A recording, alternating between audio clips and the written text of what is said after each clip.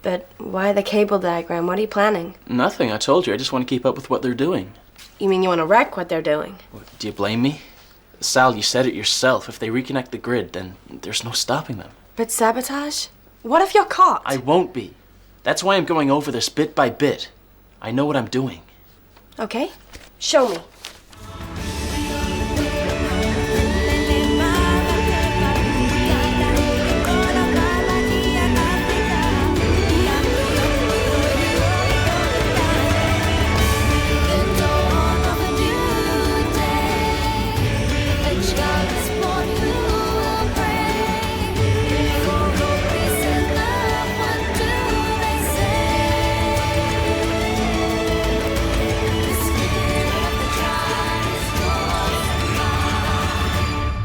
Welcome to Series 4, Episode 18 of Conversation on Eagle Mountain, a podcast about the tribe. I'm your host, Lance, and joining the podcast panel today is Liz. Hello. Sabine. Hi. And Karlan. Hello. With episode notes done by Matt and myself. So Series 4, Episode 18. The screenplay was done by Joe Boyle. It was directed by Colin McCall. And the episode synopsis was read out by Liz. Ebony's promise of discretion is tested when she receives the blame for Siva's actions. Ved tries to impress Chloe, while Pride's plans for sabotage turn deadly. Ebony secretly visits Lex and administers the stolen antibiotics. Ren will thank me down the line. Sure. But for now, he don't need to know, right? You think that No. Just thought I'd mention it. That's all. We're sisters, right? Right. Then your secret's safe. Yeah? Isn't that what sisters are for? So yeah, what did you make of the opening scene? And do you think there was a shred of truth to Ebony's final words to Siva? I know Ebony doesn't care about dosage and everything. Like, we've seen that when she basically tried to feed Lex all the antidote. But this time around, you cannot shove a pill bottle into the mouth of someone who's barely functioning and just tip it over. It's like, what are you trying to do? Save him or kill him? Like, everyone and anyone who's ever taken antibiotics knows that you at least need some water with it to be able to swallow it. It's not a liquid version because otherwise the bottle wouldn't shake. I love the fact that she didn't even make sure he did swallow. For all we know, those pills are just sitting at the back of his throat. Right, they're just sitting there. But bless, she looks so happy. Maybe they're the dissolving kind. Who knows? Mm-hmm. You know, the kind of pills you give to small children because they don't know how to swallow pills. So they just dissolve in their mouth. I've never found a version of that for antibiotics, though. I'm just imagining poor Lex, all those antibiotics sticking to his tongue. Come on. Details? Season 4 doesn't know them.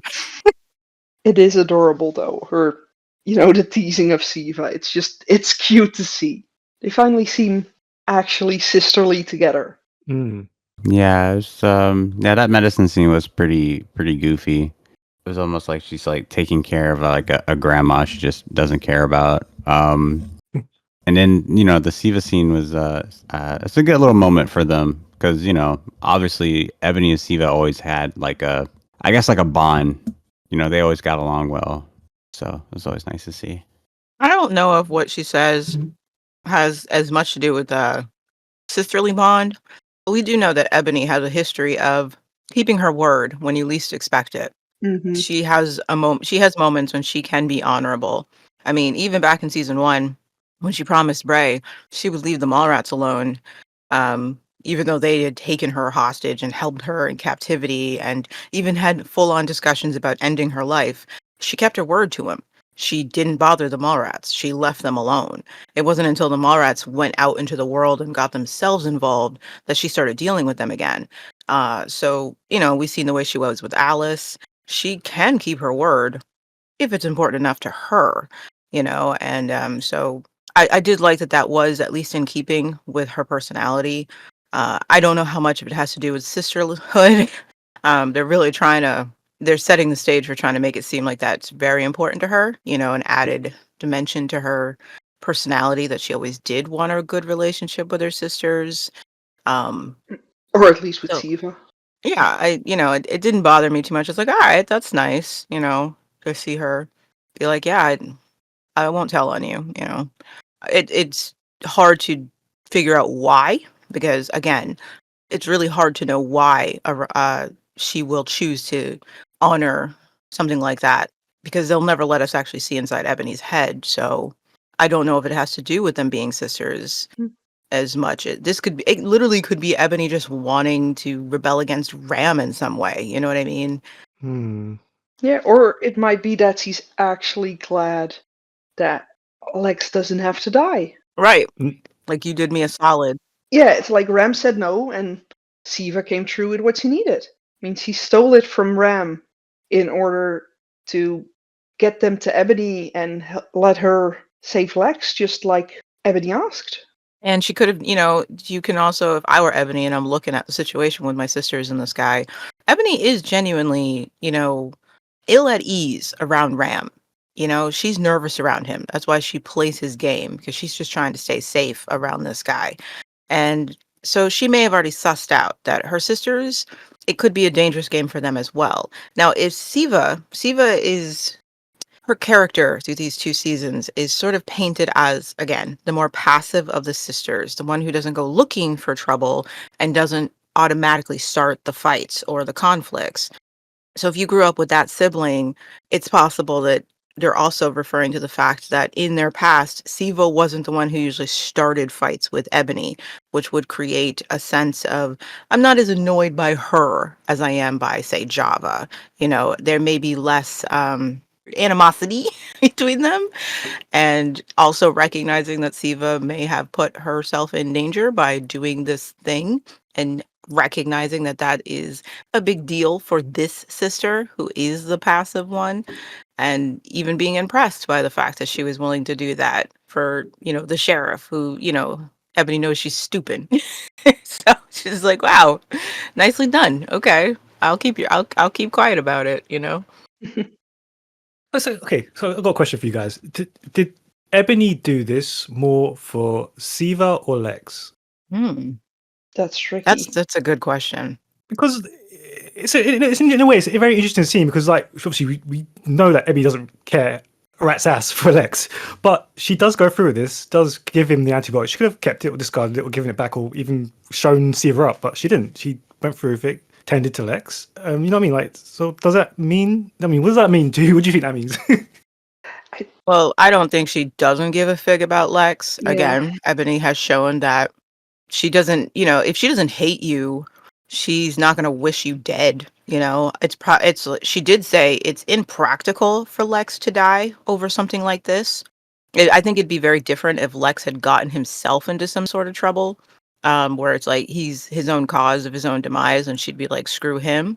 But in a situation like this, where it's like he can't help that he got sick, he can't help that he got an infection. It could have happened to any of us. Yeah, if she gets the medicine, why not give it to him? Like, I don't think it's that strange that she chose to give it to him once she got the medicine. Like, when she tried to get it and she wasn't given it, there was nothing she could do except cast him off and be like, sucks to suck. You know what I mean? But if someone brings you the medicine, it's like, oh, okay, all right, I'll give it to him. You know what I mean? Because, I mean, she cared enough Yeah. to ask for the medicine in the first place. If she really didn't give a crap about Lex, why would she have even gone up to Ram and asked for the medicine? You know what I mean? I mean, Like, she was kind of prodded into doing that, though, wasn't she? I know, but she still didn't have to do it. If she didn't give a crap about him, who cares what Salene said to her?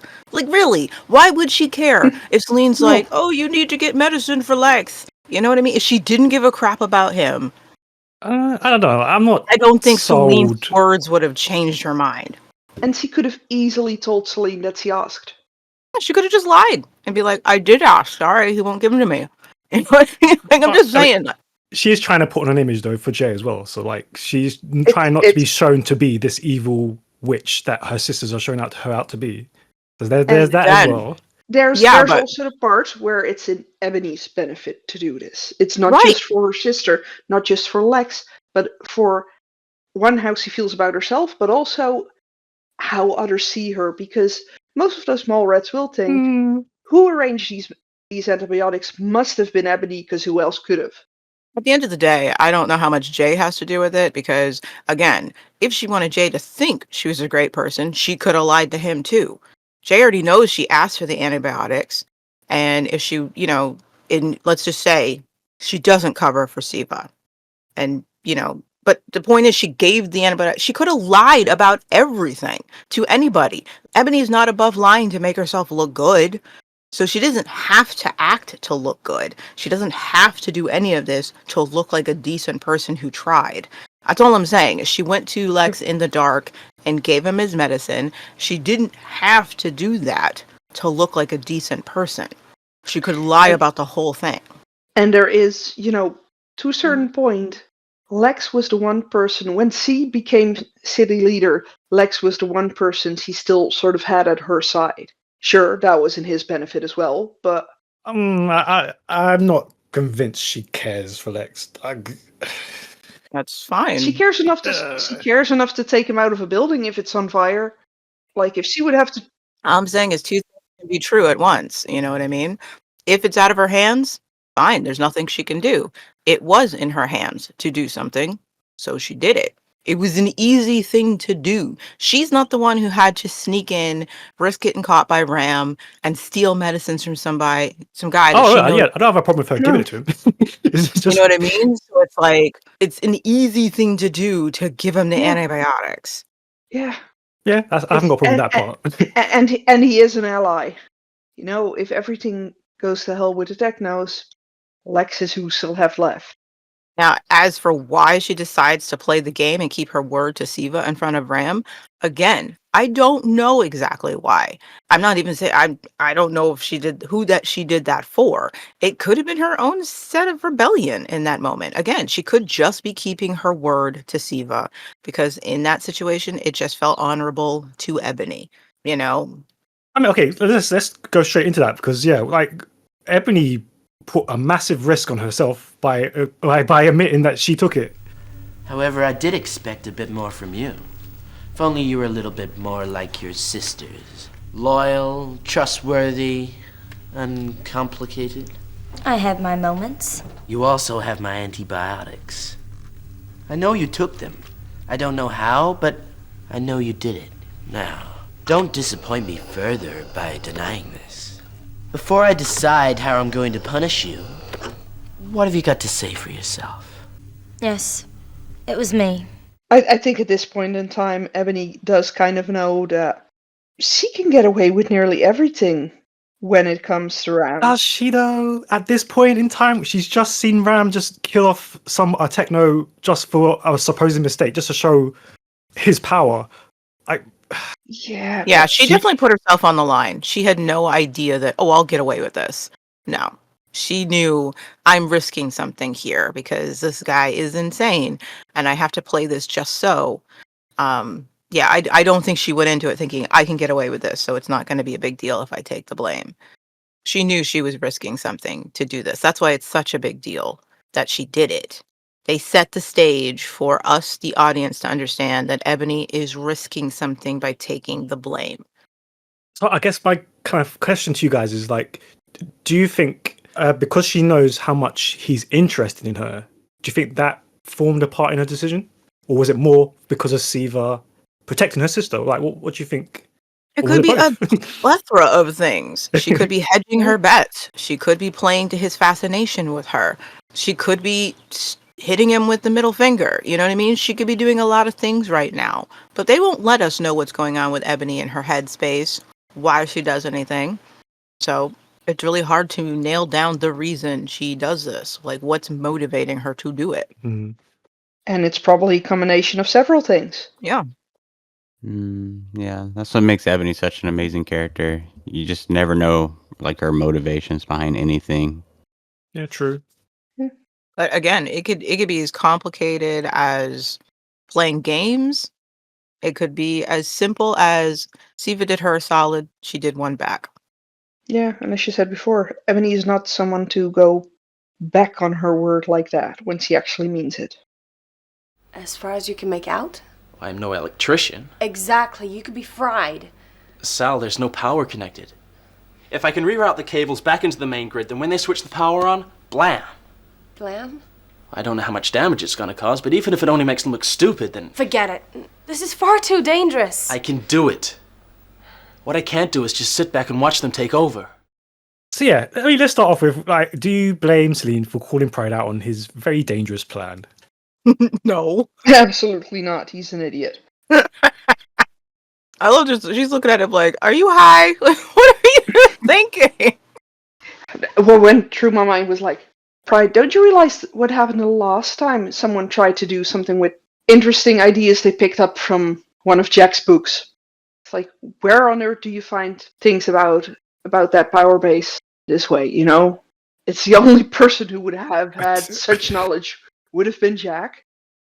And well, I guess we're supposed to believe this. If Ellie can create a bomb, then apparently Pride can suddenly have knowledge of this.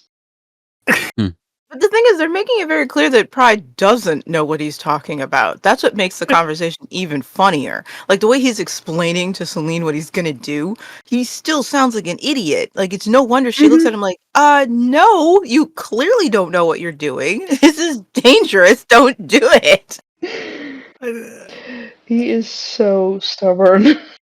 Yeah, I don't have much to add. He is an idiot, so. They've tried so hard to make us believe for a while that Pride was great and Pride knows things and Pride is suddenly capable of things again. They tried for a week of shooting to make it look like Pride knew what he was doing, and then they immediately gave up.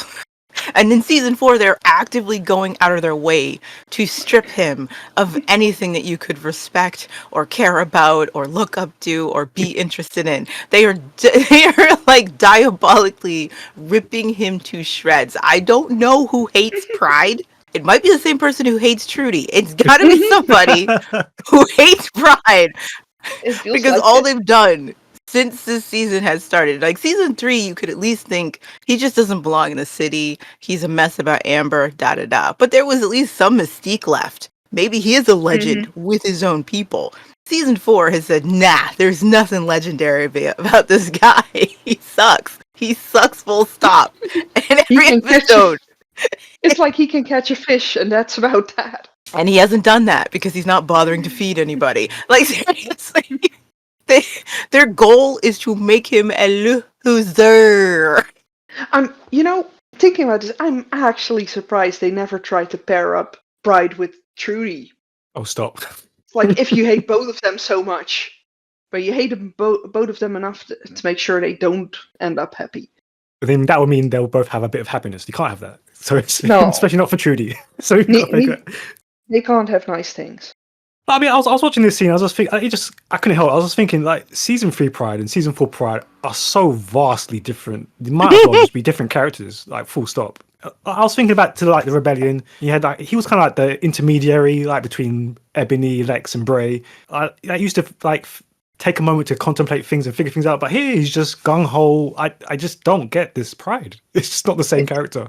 Pride doesn't function when Amber's out of the picture. Pride's he's the show's butt monkey at this point. Wow. And even the show's butt monkeys have been treated better in the past. I wonder why I wonder if this has anything to do with why Nick was just like, please kill me off. I don't want to do this anymore. When I signed up, the character I signed up for was very interesting. And he is so far removed from that. I don't want to be here anymore. Please. So far, like, kill me off. And so, sorry. So something that just popped up into my mind. I don't know if I missed something. What happened to the tribal group that he was with? Like, that was planning all these things and stuff. Like, oh, they'll show up only when we want to see them. When they exist, they don't exist until the plot needs them to. Don't you recall that? Like, I just keep wondering if they're imaginary. Because we've seen them.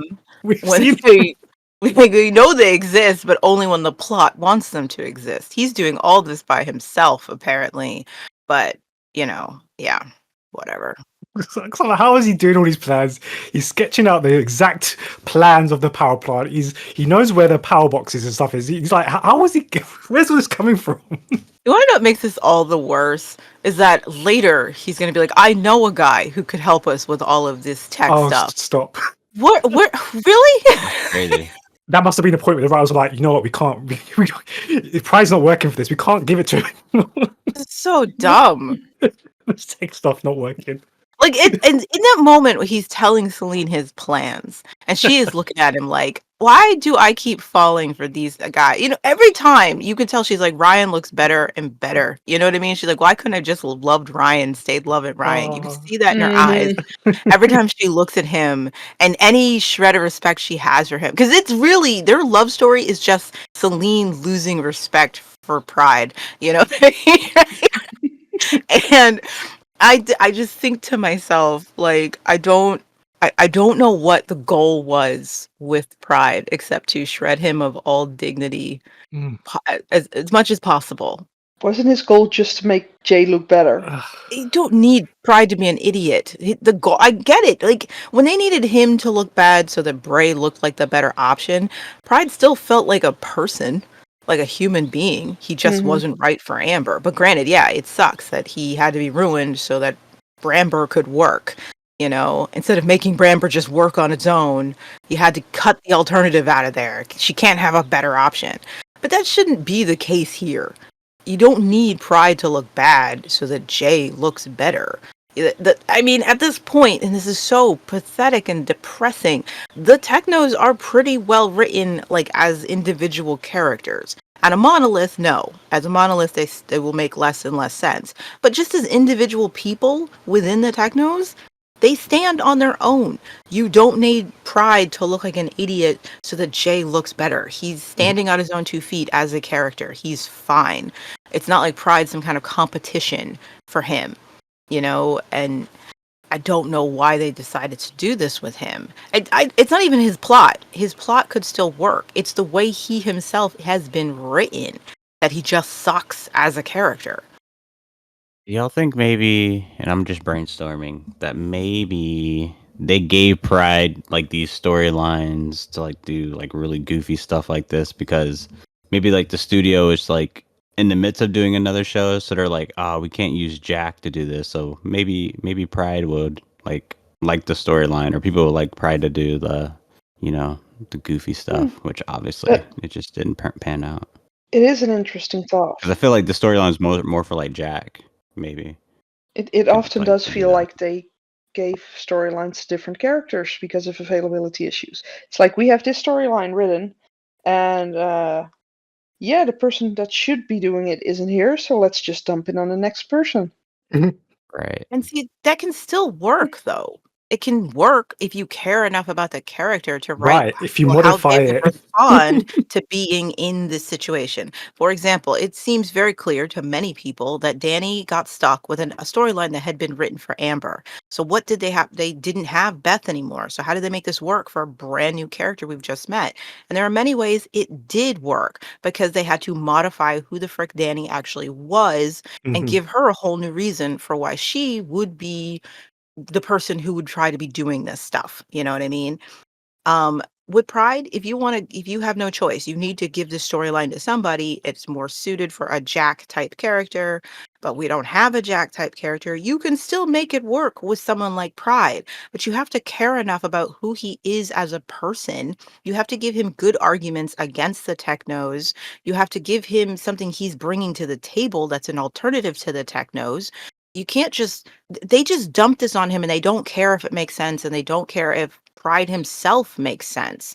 They don't even try with his dialogue. They make him sound like a moron who's fighting against something that he doesn't even really get it. He's just fighting against it. He's just raging against the machine, and there's no reason to be on his side. And they could have made that work, but this is just lazy. Sorry, I was just thinking where this character goes. It was honestly a mercy to kill him off. He was dead a long time ago. I'm surprised they didn't do it sooner, because what they do to him, what comes up next is just suicide. Honestly, it gets to the point where you're like, they just wrote this in so they could change him into an even worse wardrobe. Just strip all his dignity. Right, piece by piece. protesters mar Ram's big show, shouting about where are the disappeared.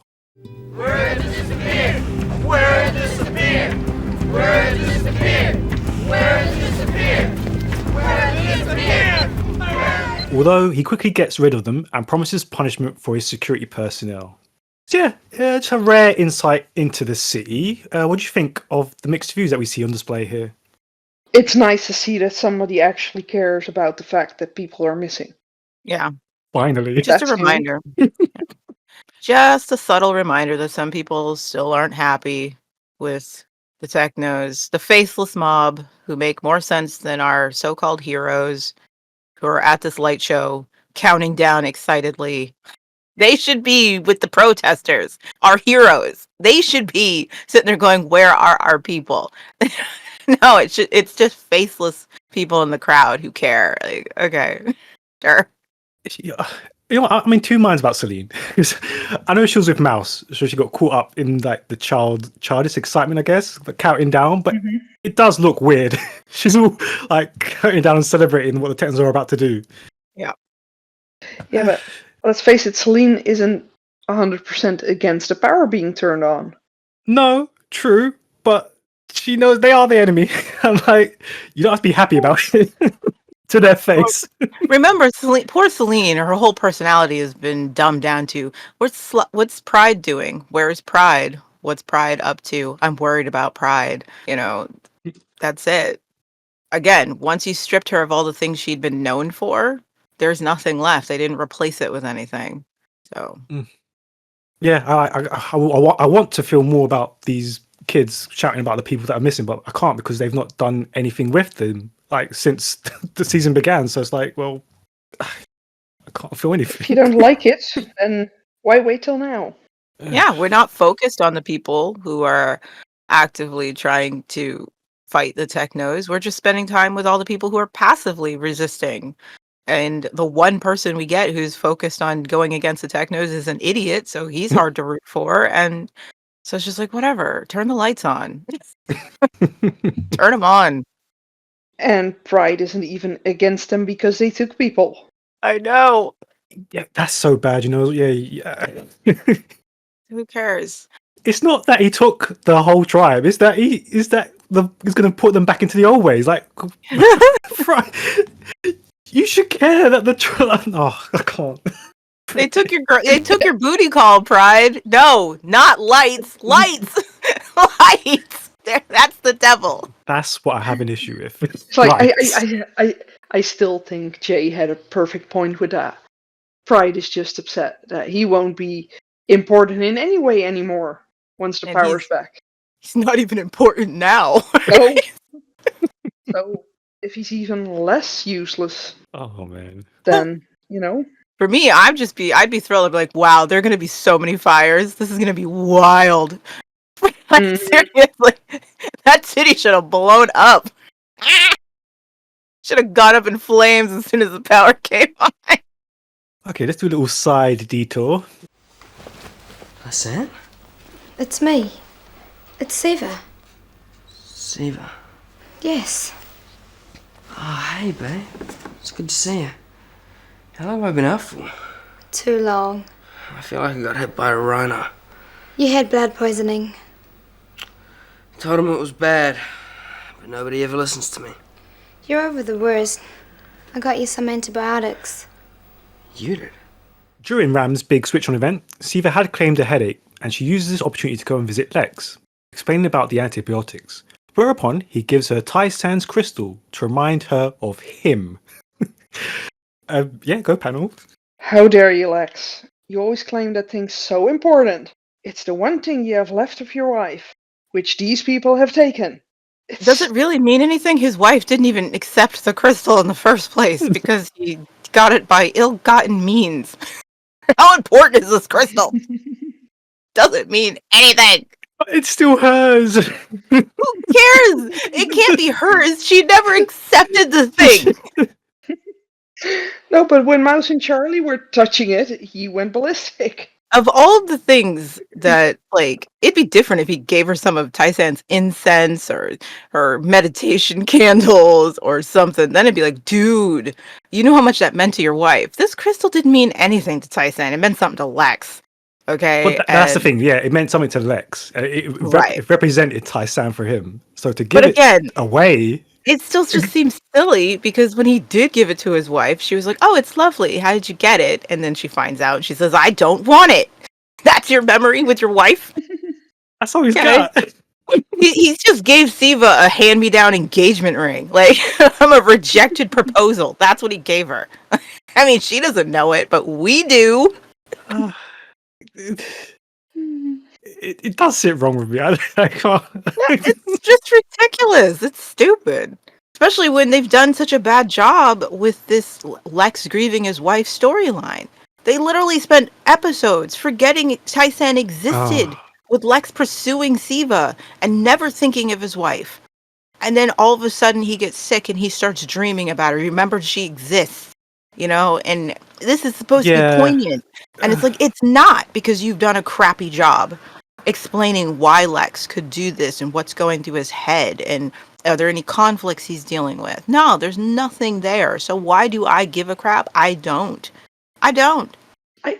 I could actually get why he would see Tai-San during his severe fever dreams because, your mind messes with you if you're Yeah, at that level of I'm not saying it's unbelievable he sees her. illness, I'm but saying it doesn't mean anything that he sees her. no. But it's just this part annoys me so much. Like the whole when she first comes in and he says Tai-San, I know they're planting the seed for her to always be the ghost in between them, but doesn't work because she clearly was not an obstacle for you two to get together in the first place. And now you're going to bring her back just so there'll be this growing conflict between he and Siva forevermore. Like, it was lazily done. It's like someone suddenly remembered Tai-San existed and that Lex should be pulled in two different directions here. And it's like, what? Like, you remembered now? It could have always been the case. It could have been a fantastic story. Yeah, it would have been a fantastic story. It's too late to make me give a crap about it now. Because it's going to be a massive through line for these two. And it's like, it should have always been a through line. And granted, you could still make it work. You could still make it work if you wanted to bring the Tai-San in later. But again, you have to take the time to explore Lex's headspace. And they don't ever want to do that. No, we're not allowed to think Lex is a complex character. But we're supposed to care when they, threaten to kill him. I don't care. Yeah, it was hard being a Tribe fan during this season, especially this episode. And it isn't even a worse episode. no, It's not. It's mediocre. Okay, sure. Like, if I think about it, in comparison to certain other episodes in this season, this one's fine. There's actually things happening. All right, let's move on to the two new lovebirds. So after having rescued her earlier, Ved takes Chloe on a charming sewer date and pretends that Ram's fireworks were organized by him. Sorry, we didn't know. Well, you know now. No verts allowed. Beat it. Sure. Why don't you just tell them who you are? Quiet. I don't understand. You don't need to. But why? Because this is one place even I can afford to be seen in. Okay? So yeah, panel, what do you make of Ved and Chloe in this episode and the ominous end to their night? From a writing standpoint, I do like the extra clue that the Technos might be getting up to something more behind the scenes. I like that. I like that it's been dripping that sort of information that Ram has another plan. It's not as simple as, bringing order to the city, bringing amenities back to the city, running it. There's something else going on. And even the fact that Ved is afraid of being someplace he shouldn't be and explains that, it's like, I like that, just for the storytelling. Everything else, I don't give a crap about. Whatever. I don't. I don't know what's going through Chloe's head. At this point, I no longer care. These are just two Well, 13-year-olds. I don't give a crap about them. I don't care what they do. I don't have any ill will towards them. I just don't care. it was smooth sorry. It was smooth of Ved though. Instantly saying, "Oh, look at those fireworks. I wanted you to see what I see when I close my eyes or when you're kissing me." Like he knew those fireworks were gonna happen. We were told that, they do this whole show with the startup in every city, so he probably knew there were going to be fireworks when the lights were turned on. Mhm. I'm just Because curious as to why he brought her here.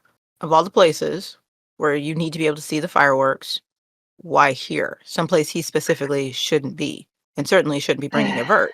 There's so many places he could have taken her to view the fireworks, where they could be I think, alone.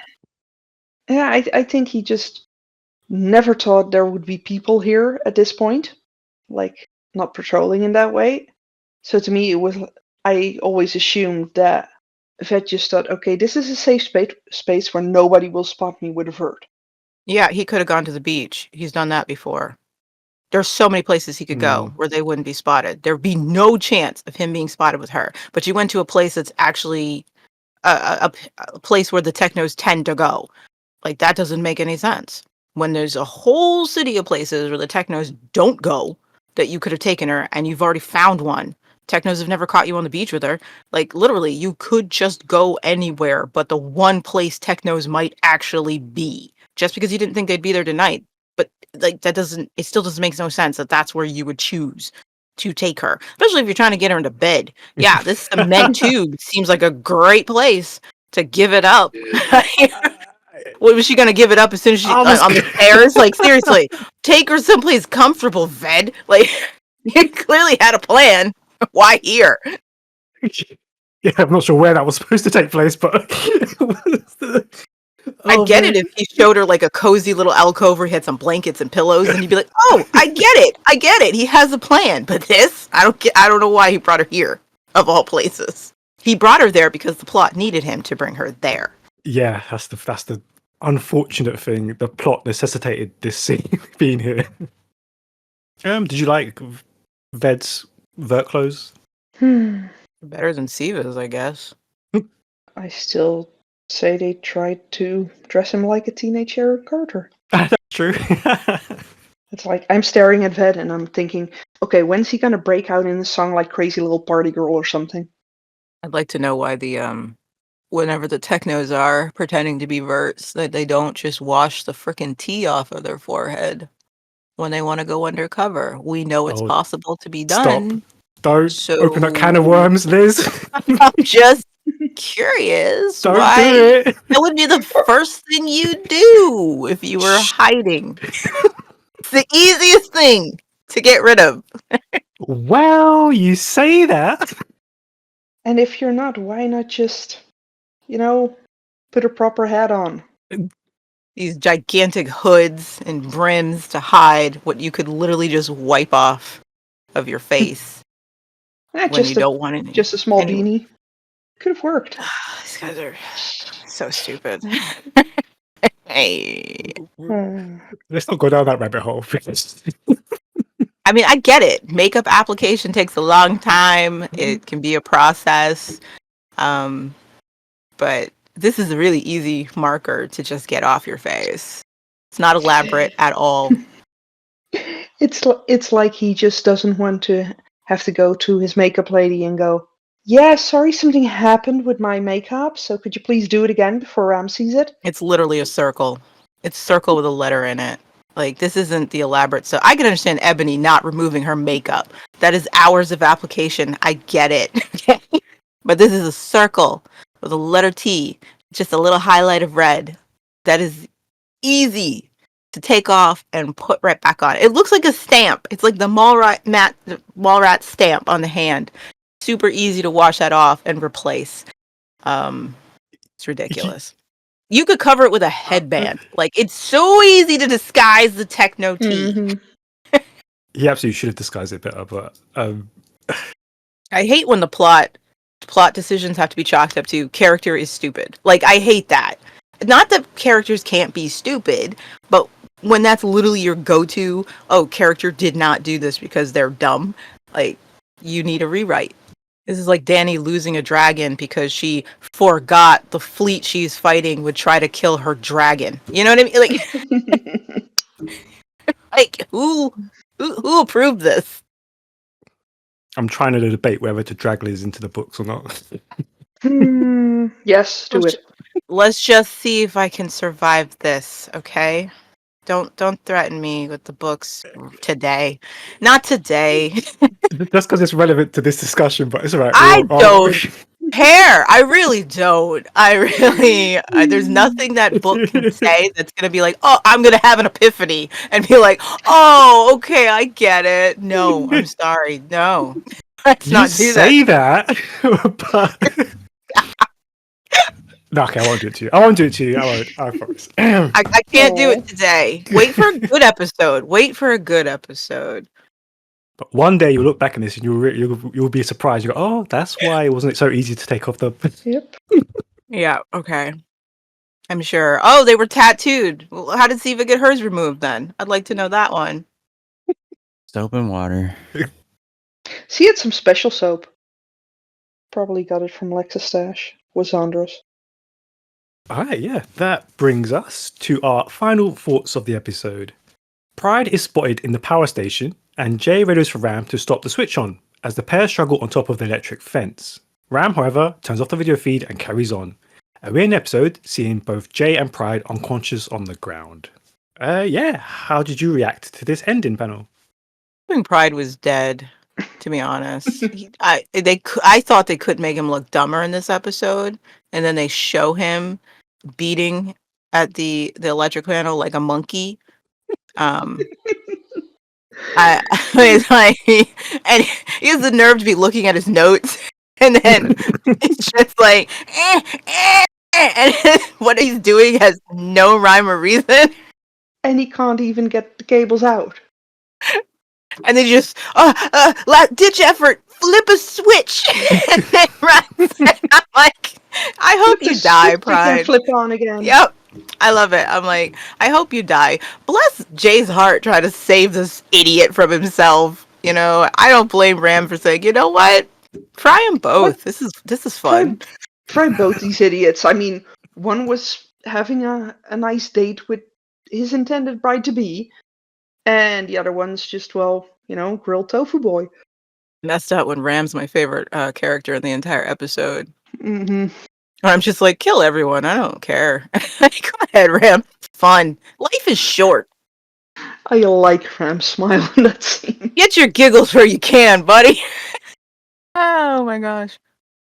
I felt bad for Jay. Like, honestly, the first time I saw this, because I genuinely really liked Jay, and I felt bad for him getting electrocuted because Pride's an idiot.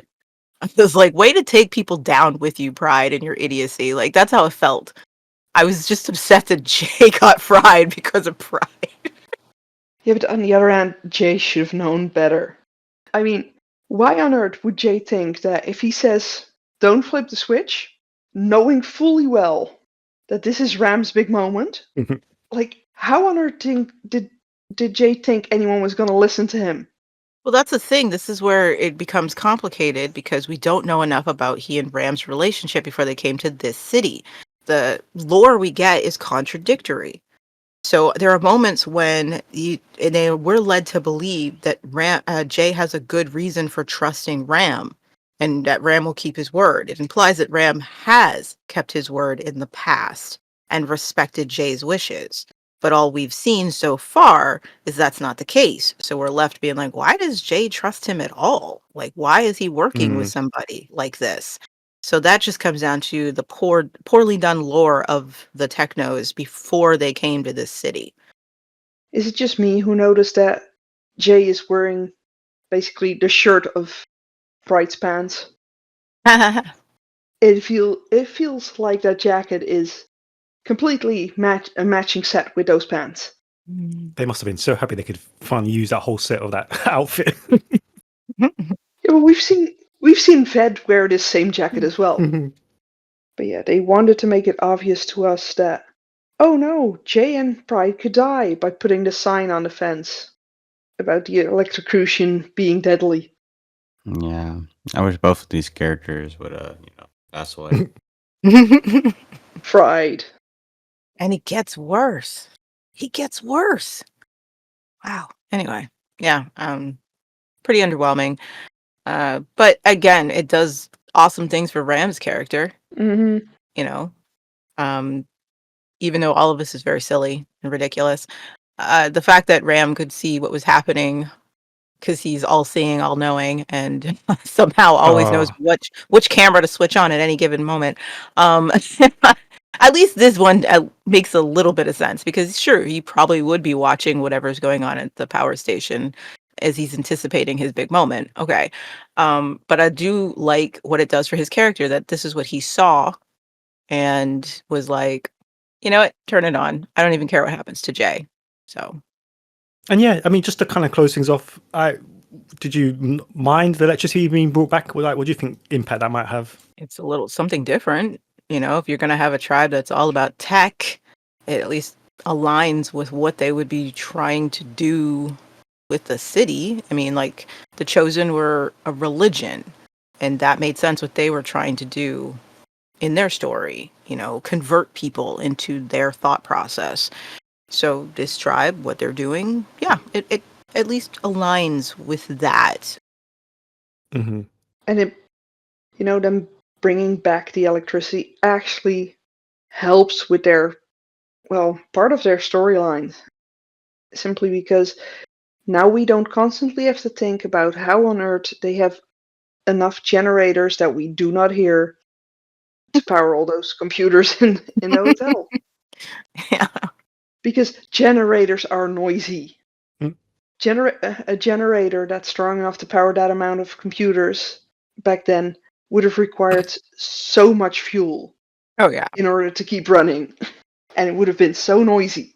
It's I wish that they had used this and shown the downside, the real downside, not the little inconveniences of the children just watch the computer all day. Oh, like Mm. I wish they had actually used what turning the power on, the complications that would actually come from that. You have an entire city that the world ended, people had stuff on, and this has all been left without maintenance for quite some time. And Right, yeah. there would be a lot of conflicts to deal with once you just turn it back on without actually prepping the city because they didn't prep the city, but they make it seem like everything the technos do is magic. And so it's silly at the end of the day. Yeah. someone like Jack could have made a fortune in a time like this. Can you imagine everyone coming to him with, "Oh, I have this device and I want to use it. Now there's power again, but I don't know how to fix it." Like Jack would have known how to fix that. It's a shame. 'Cause, there are some good ideas here, but it's the implementation of them. It's just not well thought out and seen through. I was like, Missed opportunity.